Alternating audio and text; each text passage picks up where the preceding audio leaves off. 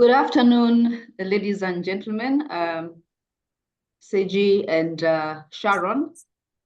As we wait for our moderator to join, I think we can start with the preliminaries. To welcome you, first of all, for connecting and tuning in to our monthly edition of the AFRAA SkyConnect Dialogues show.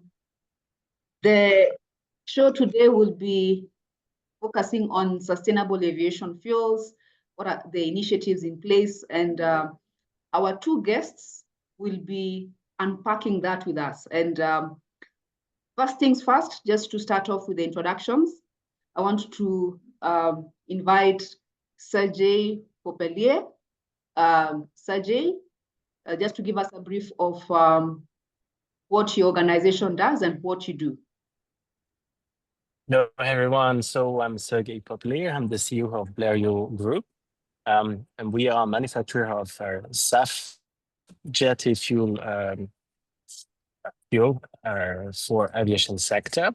We're based in Kenya, Uganda, and we basically produce from non-food crop based on AFRAA technology, as a nutshell, and ready to involve for future certifications such as SDM 7566 in foreseeing the future demand of sustainable aviation fuel over Africa.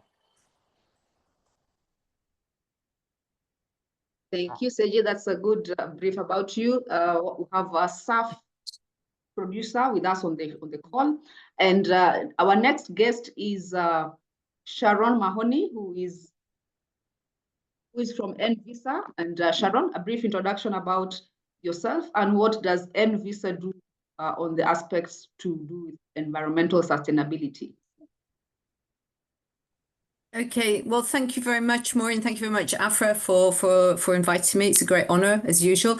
Just very briefly, my career in aviation has been many years in Eurocontrol, working in the sustainability department there, a lot with airports, with 𝐏𝐼𝐜 and with airlines. And they're also looking on the policy side for SAF, how important SAF is. That SAF is one of the keys, one of the bricks in building a sustainable aviation ecosystem that's really, really important.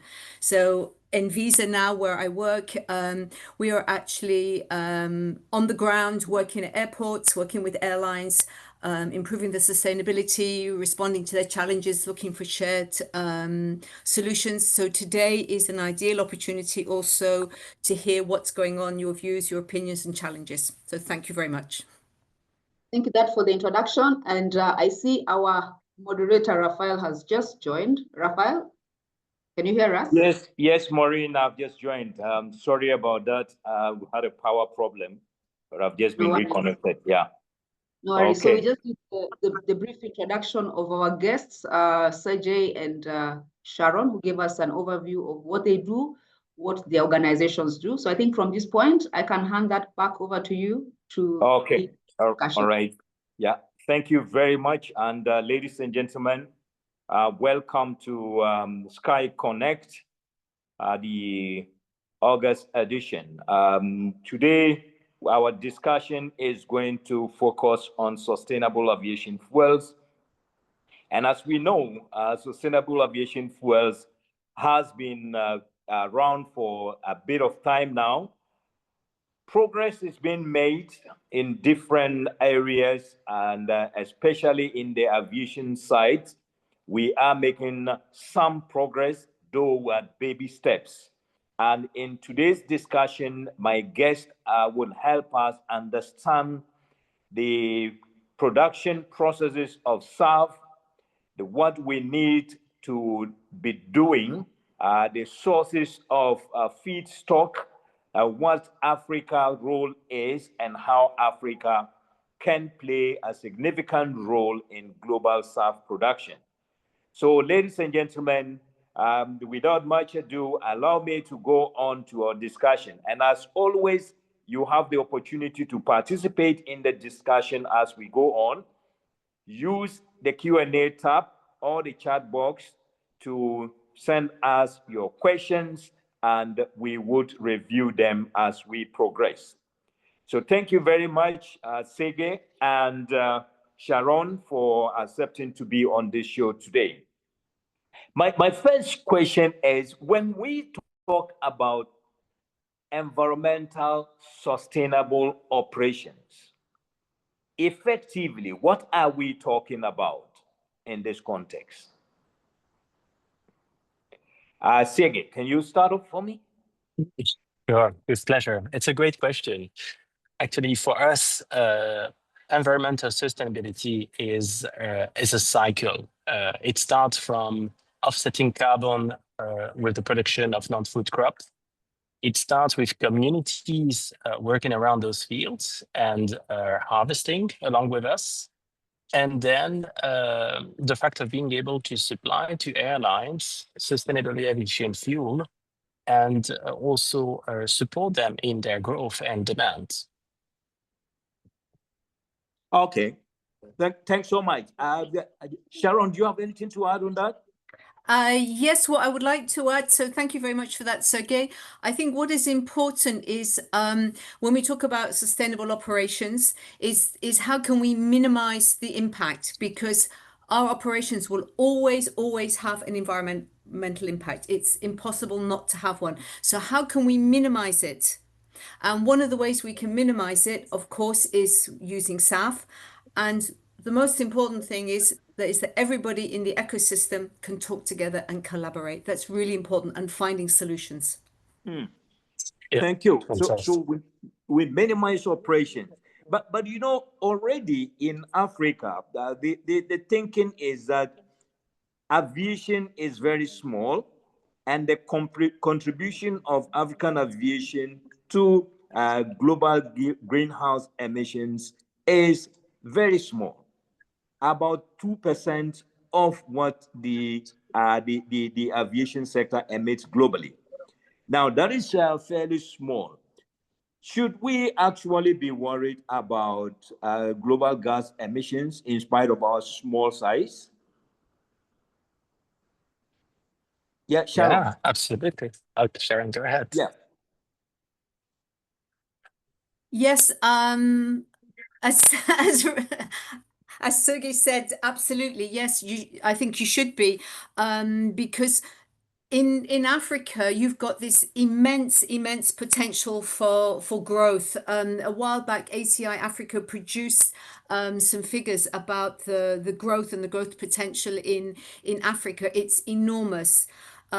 Just taking into account that you have an extremely young population as well in Africa, a very young population, and young generations, what do they want to do? They want to travel. So there is an extremely high potential to travel for growth. So I think, yes, you should be concerned about it. And it's a wonderful opportunity to be able to adapt new best practices straight away, because if there are none existing, then you can already go in with the best. Yeah, that's very good. May I add something? I think for me there are three folds. The first fold is that effectively it's a young population, and the youngsters, to be very different, they're also very much more environmental conscious, and they want to have an impact in that. So we should address this for airline carriers also, because this is one of the preoccupations. The second one is about the policy, because flying to Europe right now, there's no credits accounted, because we don't produce SAF, and even if it was there, it would take us some time as well to align on policies. So that's a second pillar. And of course, the third pillar, yes, there are different technologies around to produce SAF, and why should Africa should be concerned now and start working right now on these is because you want to build some resilience as well. And like fossil fuels, where I think it was relatively complex, you need very large infrastructure to get fuels on the ground through pipelines and refineries.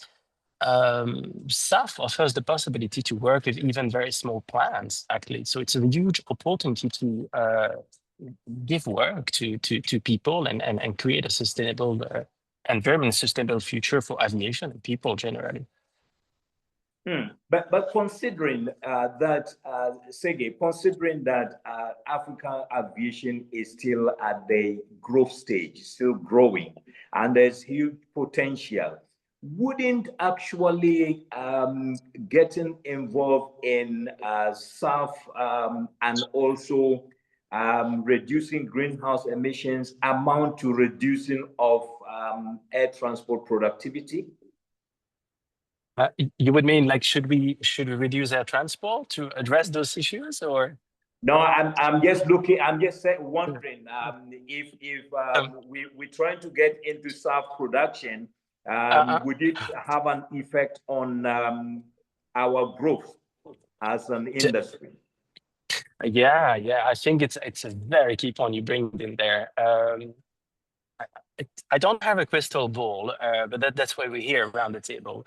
I think first, there's the growth on the market. Yes, it's a small share right now. It's about 3 to 4% of the global aviation sector, out of which 50% is intercontinental carriers, so long-haul flights, Europe or Asia to Africa and country. And it's growing by 5% per year. So expect by 2030 to have a good 8 to 9% growing. So that's already substantial. But the impact on the economy is as well the fact of maximizing the agribusiness sector. And an example in Kenya is that we use less than 20% of the land for food crops. So there's you can maximize the productivity, but you can also give a lot more work to an industry that is in demand. So create an offer and demand is actually what makes it very exciting. The fact of accepting carbon for the next 20 to 30 years is also very exciting. Why do I say 20 to 30 years? It's because the current technology of reactors is still likely to be around for the next couple of decades, because hydrogen aircraft not there to be effective, and electric aircraft are still very difficult to get the technology flying huge aircraft unless there is a massive disruption. This technology will be around, so you need to build resilience around those energy models, I believe, and that's the understanding we have in BLERIOT, not only for jet fuel but also biofuel and other kind of energy. Yeah. So though there are other ways we can actually reduce the environmental footprint of the aviation sector, including operational efficiency with the use of modern technology that is better efficient, and as well as the 𝐏𝐿𝐴. But all of these, their contributions are fairly small overall compared to that of SAF. Hence, the emphasis on SAF, because estimates are that SAF will eventually contribute about 65% of the emissions that we want to bring down. So there's a focus on this. But the concern for us in Africa, again, is how much of this SAF are we producing on the continent? And Sege, I know you are into production of SAF. How much are we producing here compared to what is being produced elsewhere? Maybe a surprise, but very little, of course. That's not a surprise. 0.1%, I think, of the global production, but it's still a very small production globally. But nobody actually produces, except for some factories in Europe, a lot of SAF at the moment. I think we are the very premise of the technology. A lot of the technology providers also admit that it has not been fully tested. So it's only in the inception of it, and even in Europe, they struggle to actually produce it. So there's no blush of being small at this stage. I think that we should be afraid of not having the chance to do it, and we do have a chance. But I was reading somewhere. Sharon, you can help me here. Look, America seems to be the leader, producer, and uptaker of SAF, followed by Europe, and then Asia Pacific, before Latin America and Africa come in trailing behind. Now, what is actually driving the production in Europe that we need to learn from in Africa, Sharon? I think, well, we know that in Europe we're very, very heavy on regulation, on legislation. So from the EU we have the EU refuel, etc., etc. We have the industry voluntary declarations, you know, the net zero 2030 and 2050. And that kind of pressure is obviously pushing people, pushing producers, and policymakers to have a SAF production. And we have the legislation that we have to have 2% mix by a certain date, and then it has to be a little bit more and a little bit more. But if you actually look at the legislation, it's pretty weak, because even with that, you say we will only have a small percentage. It's not very much. And despite the willingness of our aviation sector to use more SAF and the fact that we've got legislation, it's still not being produced. That's a big issue. So if we go to Africa, where you don't have this legislation, but to the contrary, you are very motivated because you're at the beginning and you have these huge opportunities to produce your own SAF, I would say that Africa could even lead on SAF. Africa could lead on SAF, but lead. Leading on SAF, what I noticed and I have read about in other regions is that there's, like Sharon is saying, there's a strong policy framework in place, and there are also incentives to producers, and oftentimes there's also the airlines commitment to off-take whatever is produced elsewhere. So at least there's also an incentive for producers to produce more because the market exists. Then there's the research and development element, which is ongoing to support the industry. In Africa here, what would you say we will need to really drive SAF production the most? I think we have to take the lesson learned on how the SAF story started in Europe. And they started with a couple of airlines scratching their head and saying, how can we make this business, decarbonize this business? And Boeing was at the very inception of fuel as well, to make sure that it would work with its aircraft and reactors. And so a couple of airlines started very early ahead of the policy to gather means to produce themselves this SAF. And they actually do right now. Some of them fly and you can pay for your SAF up front. So that's how I think a good lesson learned as well from the French government, where they gather with industry policymakers, they also gather with industrial people, producers just like us. And I may say that we're conscious in Africa generally. I was in a IATA conference not so long ago in Lagos, and you can see all the government awakening on the fact that they need an energy policy. And in fact, we've been lucky in Kenya because Kenya has been also ahead of the game with its national energy policy. So where they have a policy for 25 to 24, where they will address the SAF production and the different feedstock under the cover IATA and 𝐏𝐿𝐴. So all the recipe is there. Of course, the key, you named it, is the off-takers. And it's very hard, in a market where policy is not really defined, to have your off-takers to commit for long-term holders. And this is unfortunately what we need for security of feedstock. Wow. So we've always heard that Africa has huge potential, particularly as a source for feedstock.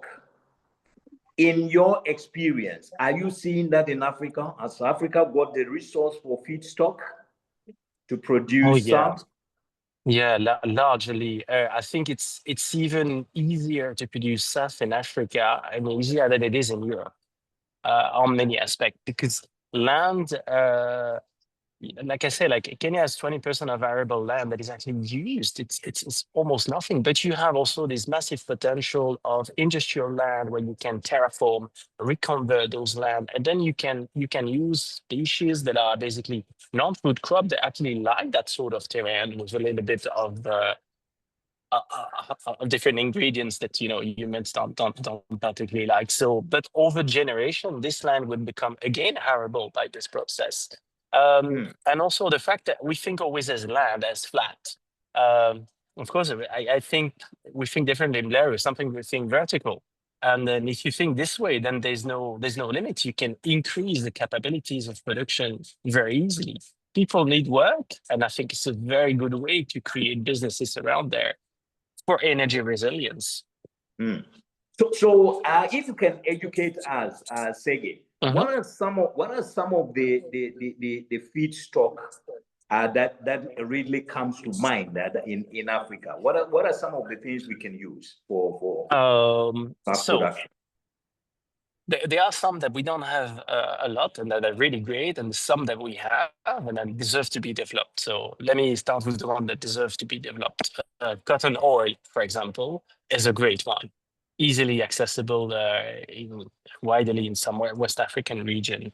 It's also a very great alternative to 𝐏𝐤𝐚, used cooking oil, which is what is used in Europe for biofuel and so on. Start getting traction on those products. You have castor oil, unfortunately not so much produced in East Africa, but increasing.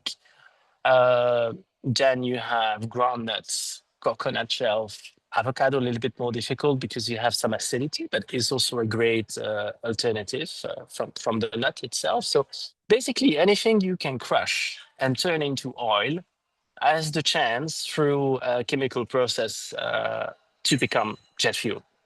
We identified in BLERIOT over 62 species that actually function pretty well in East Africa. We've been raised that question for West Africa as well. For Côte d'Ivoire is a little bit more difficult. They have different kind of they have more sugarcane, for example, the different kind of breeds. So, but I might say that some research needs to be conducted there to identify with the EU scheme exactly the sort of non-food feedstock that are suitable for each region. And I think IATA has a study on this as well. Okay, all right, good. So Sharon, the source of feedstock is quite varied and diverse. Now, in Europe, I'm sure it's the same. In Africa, the thinking has always been we have some nuisance crops, such as seaweed, for instance. 𝐏𝐤𝐤𝐚, you are in Nairobi and closer to Lake Victoria. Seaweed is a menace on the lake. Is there something that can be done about seaweed to convert it to this? Yeah, I haven't looked yet on this, but I hear that there are research to use them. There are lots you can do with seaweeds, but I'm not specifically looking into these at the moment. But yeah. So okay, now let me go to Sharon. Sharon, the production, even though on a small scale, what incentives do you think producers like 𝐏𝐤𝐤𝐚 would need to really that their European counterparts are getting, that you think if extended to producers like 𝐏𝐤𝐤𝐚, they will be able to increase production on the continent?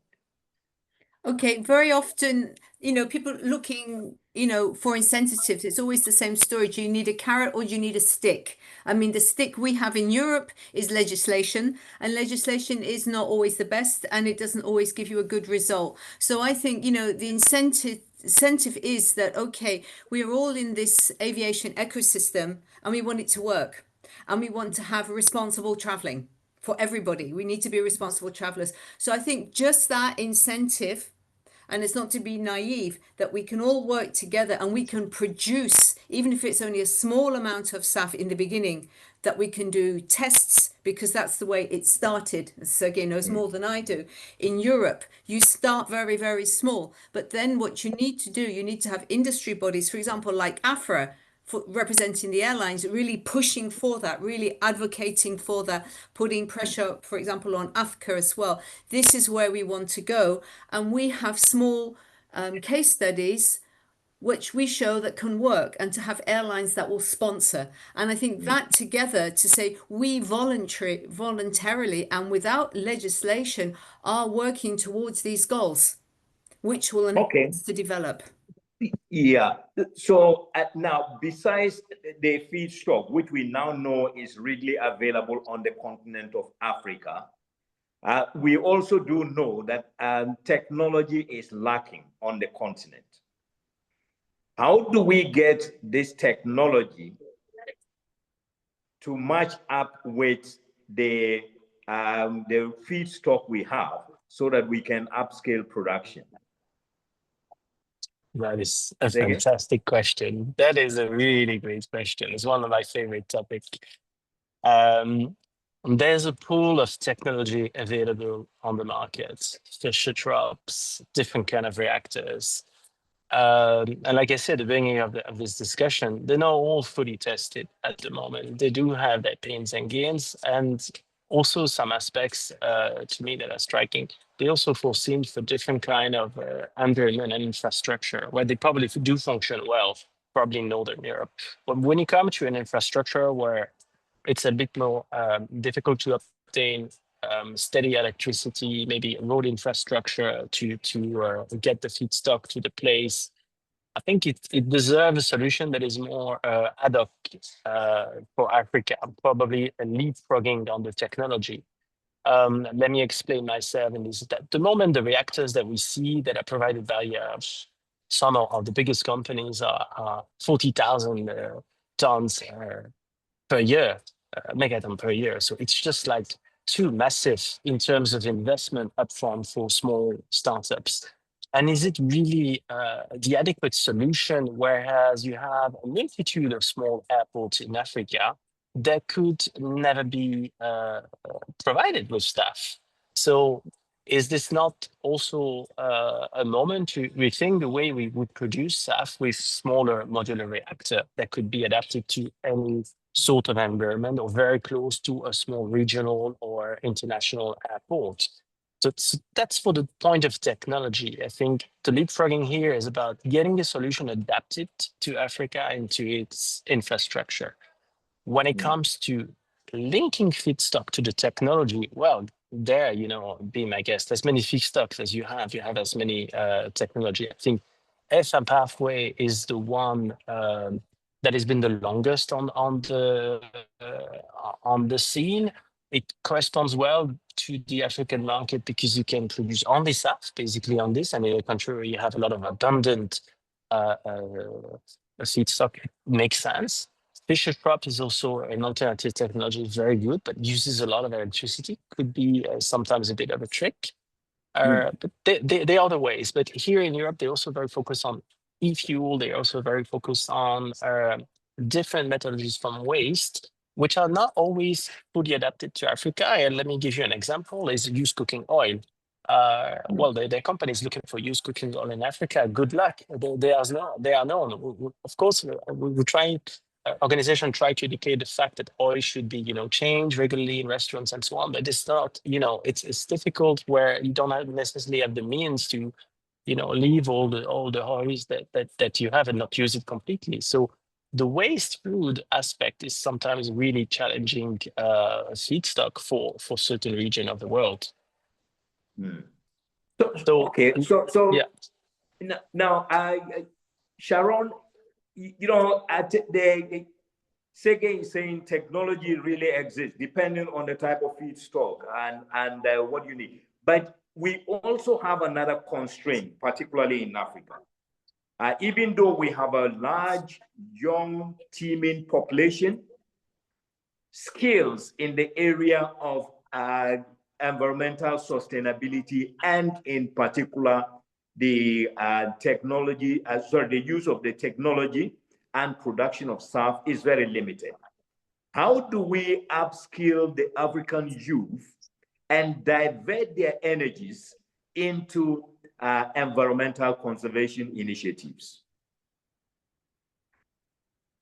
Sharon? Yes, well, stealing a point from Sergey, that is a great question. It always is. How do we build capacity? Yes. How do we build capacity anywhere? It's not just in Africa. How do we need to identify what is missing, and we need to identify the topics. Okay, if we're looking now at SAF, and looking at the aviation ecosystem, what is lacking is the capacity, is building capacity of awareness of what actually sustainability is. What does it mean? What does it mean for me? What does it mean for the airport? What does it mean for my business and for the airlines? So where do I start? I start by looking, well, how can I get this awareness out? How can I build the capacity? We have to involve a lot of people. But instead of flying off in tangents all over the place, because everybody has brilliant ideas, is bring it all together. So where in Africa, which organization, for example, in Europe or in the other side, you had 𝐏𝐤𝐤𝐚, which was pushing out, you had EASA, you had the EU, that was building capacity through having 𝐏𝐿𝐴 workshops and all the rest of it. You could do the same thing in Africa as well, having workshops, sending a coordinated message out through your governments as well, the importance of sustainability, what it's all about, and then sustainability in transport. In Africa, you need the airlines because you have such a massive continent, and having traveled so often there, you can't go everywhere by road. It's very difficult. You can't go everywhere by rail either. It's very difficult. You need to use your airlines. It's really, really important. So what do we need for the airlines to be efficient, to be sustainable? We need to have capacity of sustainability awareness, and part of that brick is SAF. Wow, part of that brick is SAF. Ladies and gentlemen, we are continuing on this discussion on sustainable aviation fuels. Please let your questions or comments come in and we will review them. We'll start to review them shortly. In the meantime, let me get to Ségé with this one, because you are into production, I always say. Now, I'm not too sure whether we have global standards for SAF production. If we do, how do we ensure that the small-scale producers that are springing up in different parts of Africa adhere to these global standards so that what is produced is actually fit for purpose by the airlines? That's a great question. It's our daily struggle. So there are labs around throughout Africa that can test those products. Some of the labs are also linked to American companies or EU companies. But it's the fact as well to make those local labs also more linked to the general policies around this, and to be supported by their corporate office to actually enroll into the certification chain. So right now, yes, you can send a sample and then you get a COA or an ICC certificate of certain feedstock. But you need to basically have your full plan also certified. And sometimes we're confronted to the fact that the regional labs, they're just not like equipped with the skills, or they don't have support for their corporate office to actually undertake that. So it's very important that to develop that is that we have the full supply chain of those certification bodies that follow also for the African continent. We sometimes look very strangely saying, we have staff would like to test it. It's look awkward, but it's a demand, that a real demand from Africa now. So Sharon, do you have anything to add, especially on quality assurance and certification? No, I think Sergey covered it well. I think what the important point is, everything is available out there to advance SAF. Everything is there, but we need to bring it all together. And we need to understand what the challenges are, why we can't do this, why can't we have the certification, etc. I think this is one of the essential points that we can move forward on, so that we're not always talking. We go to conferences, we talk a lot, and then, for example, Sergey goes back and he has his SAF production, and then he's again confronted with the same issues. And the airlines are confronted with the same issues, that they can't get SAF. So I think it's very, very important to acknowledge that a lot of things already exist, but what we need to do is, how can we bring it together? So simple. It's like in rocket science, huh? There's no chance for second player. So you must be certified up front. That's So right. that means your investment is already on the table. Why you still expect certifications? Sometimes for some companies, it may take years to have their own technology certified. So it's really a struggle. But the refuel mandate impacts a lot of AFRAA airlines, such as I think Kenyan Airways is clear. Ethiopian, Rwanda, anybody that flies actually to Europe. So what is important is that those bodies, certification bodies, also can extend their footprint into Africa. I'm thinking about the RSP certification for feedstock. It's still a long way until we get there. So we may have a chance to have local SAF produced with certification under the American system quicker than the EU system, maybe. So yeah. Okay. No. Okay. Now let me take a few questions that have come in from our listeners or audience, and then the first one is from Gausu Konate. He's saying that aeroplanes operate in a very high cost environment in Africa, and SAF is not cheap. Is the SAF cost adding to the impediments to potential growth of aviation in Africa? That's a very excellent question. Very insightful question, I may say. Look, it depends on the airline. Certain airlines do have a very slim margin, and of course, the cost of SAF from 2 to 5% will not be too much, impacted into the cost of air tickets. But if you consider the impact over certainly 50% or 30%, yeah, that's a different ballgame. And you need approximately 2 liters to 3 liters per 100 kilometers per passenger. So imagine the impact at 50% when SAF may cost at the moment between, some say 3 to 4, because this is the market that some European airlines do sell.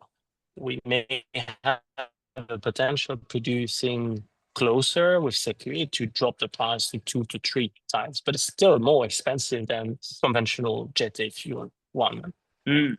So, so it may, yes, it's really depends on where you should be used for long haul. Should the policy be focused on long haul and then forget the local traffic?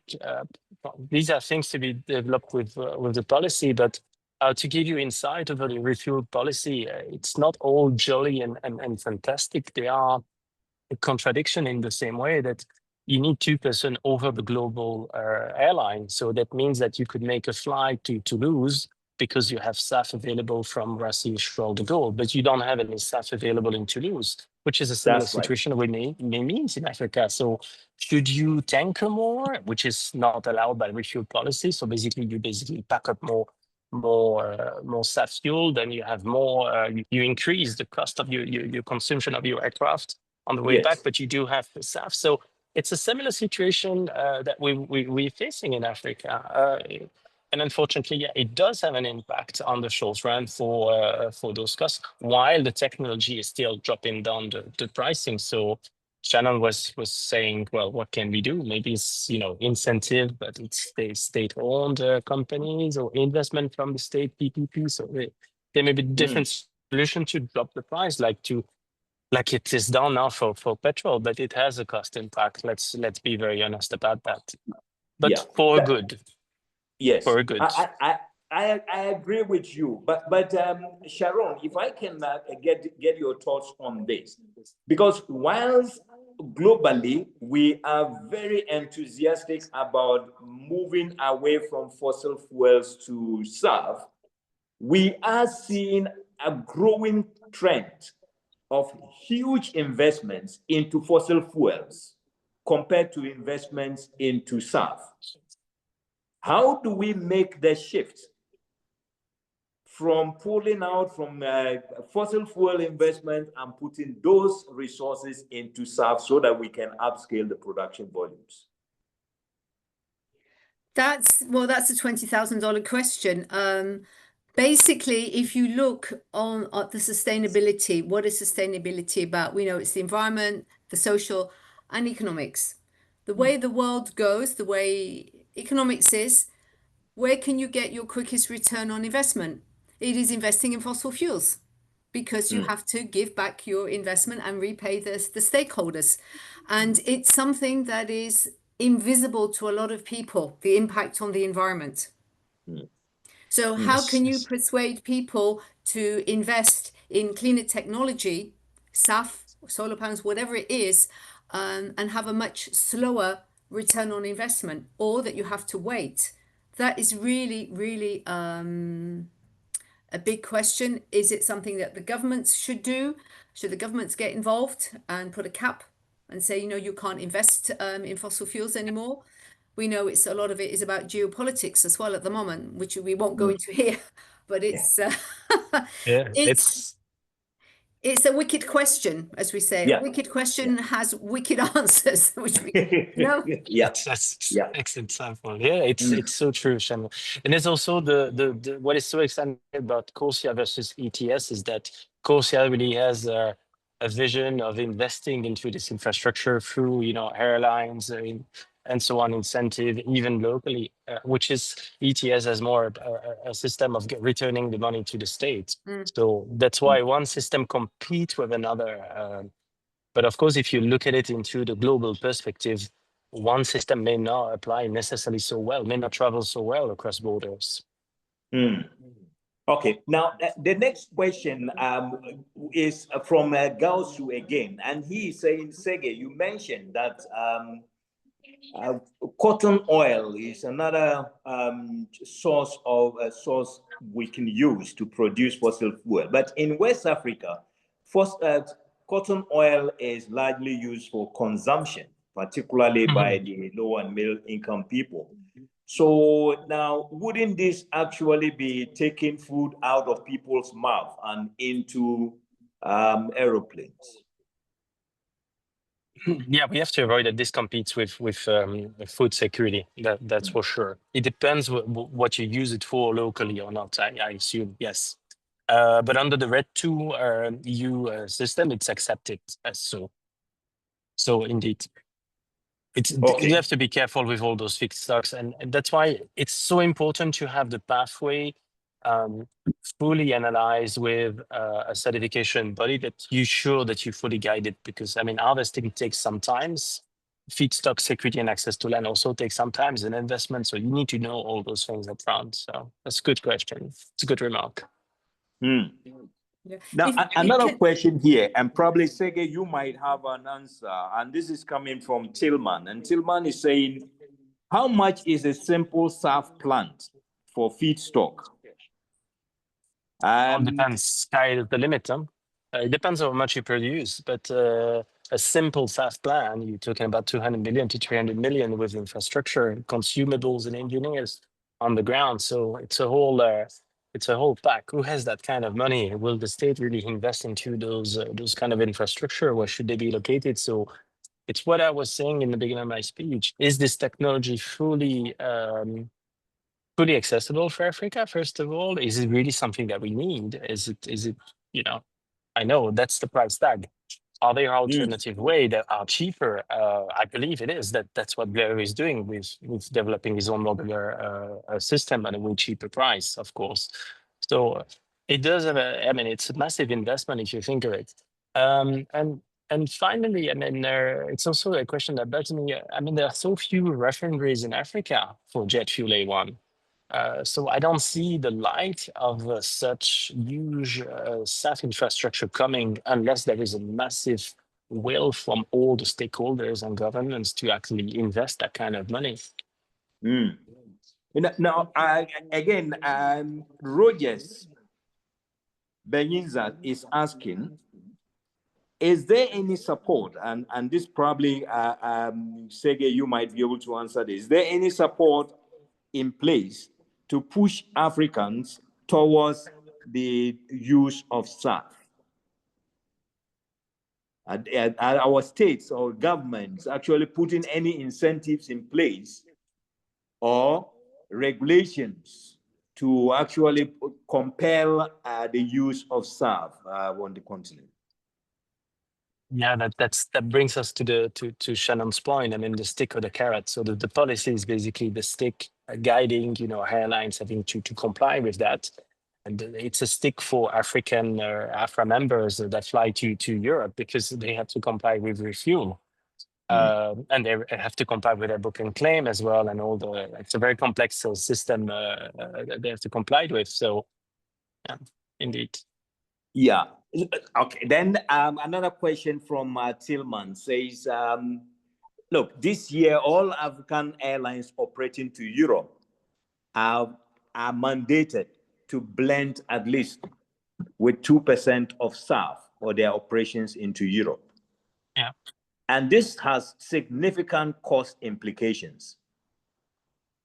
Now, how are African airlines going to manage with this cost? And even is SAF readily available for them to be able to access? What they do now to access that is that the airline is to comply to the 2% globally. So whereas you fly from Europe to Africa, then you're qualified for book and claim. So, but it means as well that you don't necessarily need to have SAF on the flight from Nairobi to Amsterdam, for example.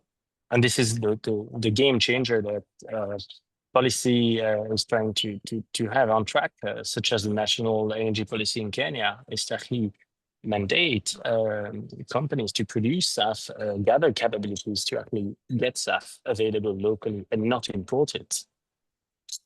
That's a very good question, indeed. So at 2%, the price impact, let me say, is there, but it's very little. It starts to be really a problem over 10, 20%. At this stage of it's always already for the 2% that we do now, it has such an impact already on the carbon offset that it's a no-brainer. With a small cost, it's amazing what we can do now.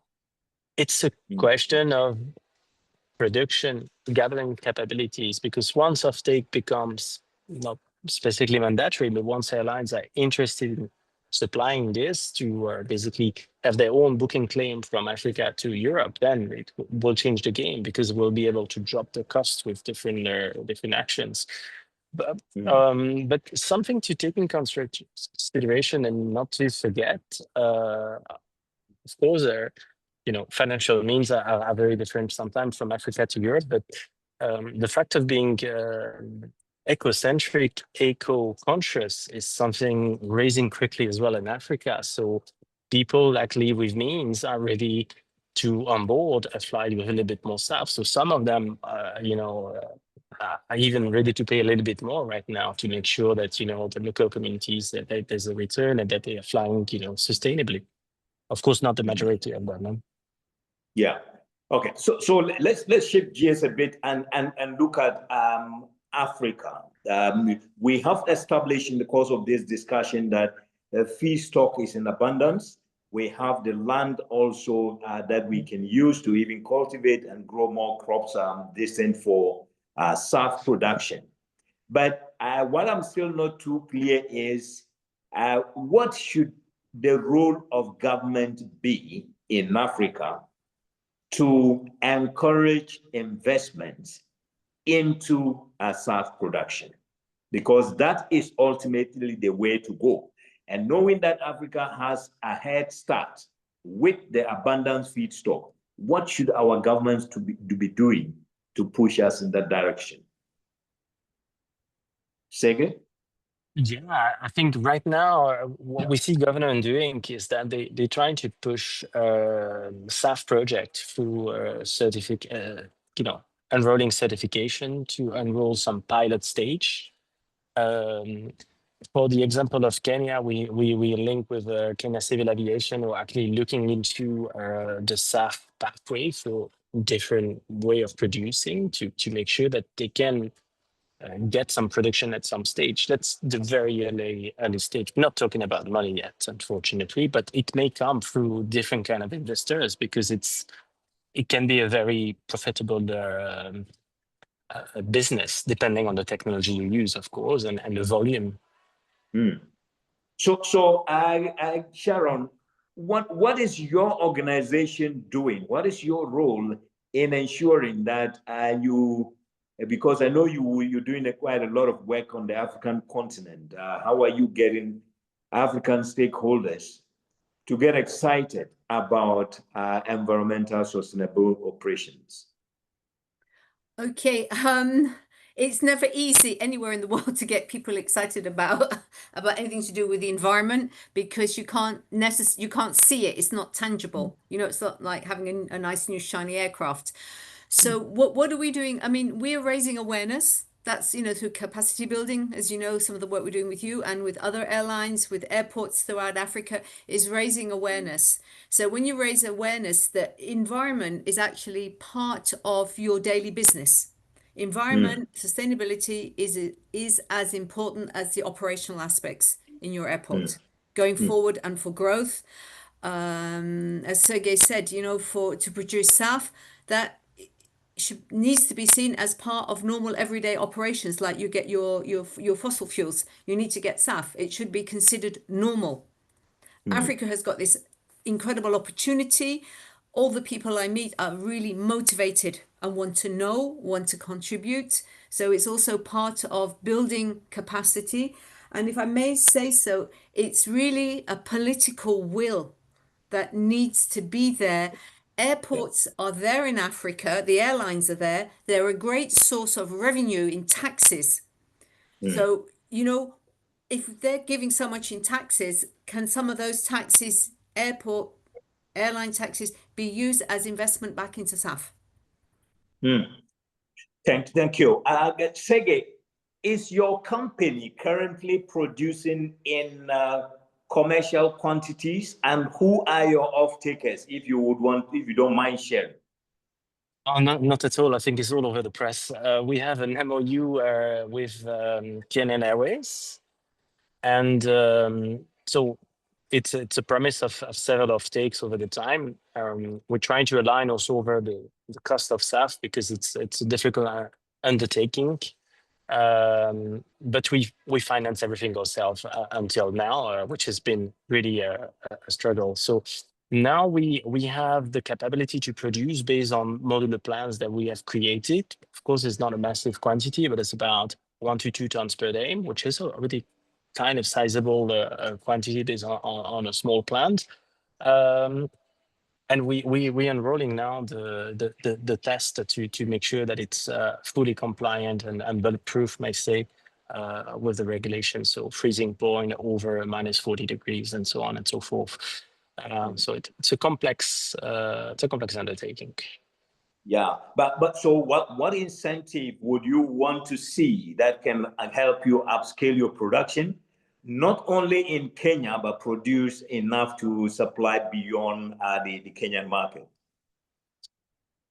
I think for me, of course, cash is king. But from the moment you have the possibility to have off-takes, because airlines are themselves incentivized to do so, then you do have a possibility to survive and basically link your investment and have an investor coming around. So this will be, I think, key for investors to have trust into that business generally. Okay. Now, Sharon, and your side, what are the incentives that your organization is looking up to enable you do more in terms of capacity building on the African continent or sustainable operations? Yeah. Okay. Thank you for that question, because you have your normal training and awareness, etc. But what we're looking at a lot is ESG, the environment and social governance. And that can help all the aviation stakeholders to show to potential investors to attract funds, which could also be for SAF. This is actually what we're doing. This is our governance. We are looking after it. We've putting rules into place. We've got the right people into place, and we want to have investment in. And we are creating awareness at the same time and doing training and our social responsibility as well. This is what we are doing as well with ENVISA. We're talking to people from both sides. We're creating awareness of how important this governance issue is as well in being able to attract investment into really important projects and topics like SAF. Thank you. There's one more question before I take your final words. Time is up here. And this one is from Haftamu Abraham. And he says, I understand SAF mainly focuses on alternative fuels to reduce carbon emissions. But is SAF strictly limited to only fuels? His understanding is that there's the other option of using light material. Okay, I get what Aftamu was saying. It's what he wanted to say is SAF is currently the focus, but SAF is not the only means of actually reducing global greenhouse emissions in the aviation sector. And true, you're right, Haftamu.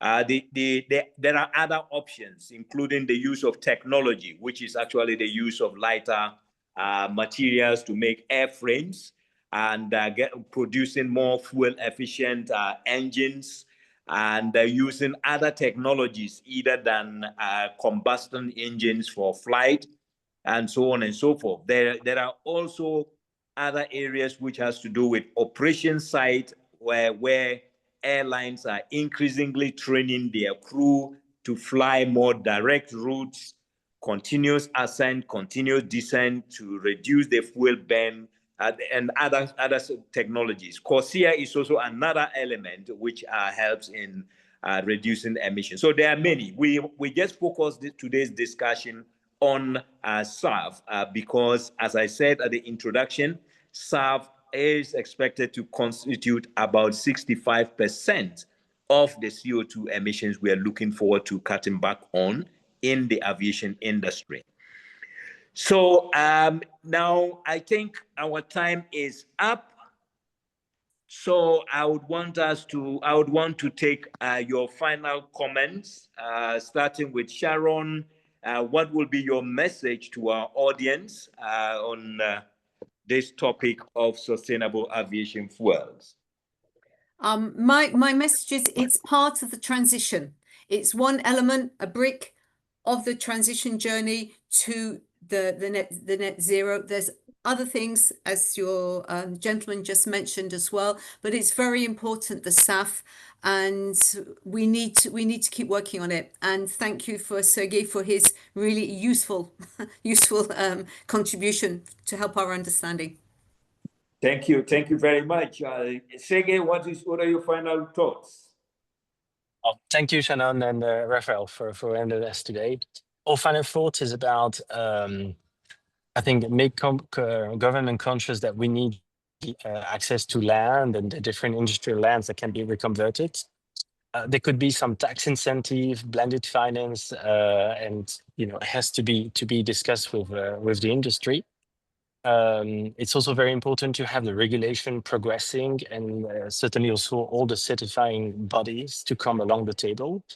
The final word is that aviation's growth in Africa is inevitable. The question is that would it be sustainable, that we have to make anything we can to gather all partnerships and finance and policy frameworks, technology to make that continent energy resilient for the decades to come.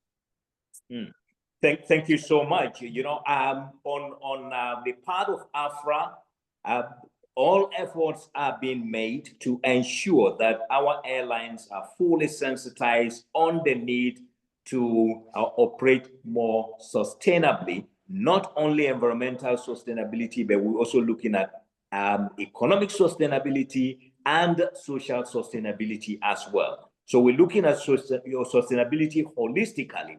But on the environmental front, programs such as this one is intended to bring to our airlines information on what is happening around the continent, what we can do, and how we need to work together to ensure that we attain the sustainability that we need. In addition, AFRAA has actually developed a policy document and a call to action on sustainable operations and decarbonization by the year 2050, in line with the IATA and 𝐾𝐚 policy framework for carbon reduction.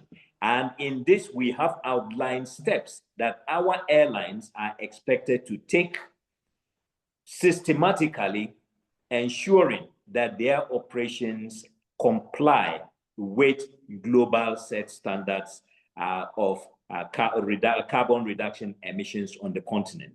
So, ladies and gentlemen, we thank you very much for participating in today's program. I hope you have found it useful. Unfortunately, I've seen a couple of comments and questions have come in, but time would not allow us to review them further as we have come to the end. So I thank all those who have contributed through questions, comments. Unfortunately, my apologies that we are not able to take all of them, but I thank you for your input. To our guests, Sharon and Sergey, I thank you so much for bringing to us knowledge and sharing your expertise on the SAF production and use on the continent. We look forward to doing this again at some point, sometime soon. And until then, I wish you all a nice day and a good week ahead. Thank you and have a nice day. Bye-bye. Thank you. Thanks. Thank you. Bye-bye.